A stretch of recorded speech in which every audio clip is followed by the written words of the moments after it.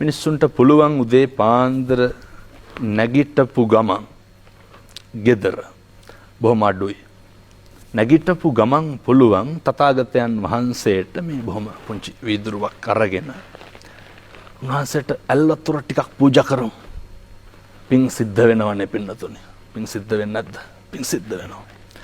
උදේ පාන්දර වතුර වීදුරු අරගෙන බුදුහාමුදුරුවන්ට පූජා කරලා අත් දෙක නලලට ගන්නකොට ඇතිවෙන හැඟීම මගේ බුදුහාමුදුරුවන්ට පැන් පූජා කරා.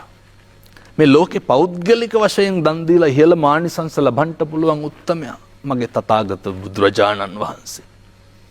උදේ පාන්දර තථාගතයන් වහන්සේට පැන් ටික පූජා කරන ගෙදරක කලකෝලහල ඇතිවෙන්න වෙලාවක් නැහැ.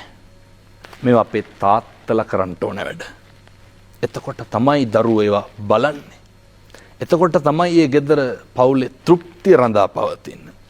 ඕක හෙට ඉඳන් කරන්න. ඕක කරන්න පුළුවන්. ඕක බැරිකමද පින්නතුනි නොකරනකමද? ඔකට විනාඩියක්වත් යන්නේ නැහැ. හැබැයි ආනිසංසය බොහොම ඉහළයි.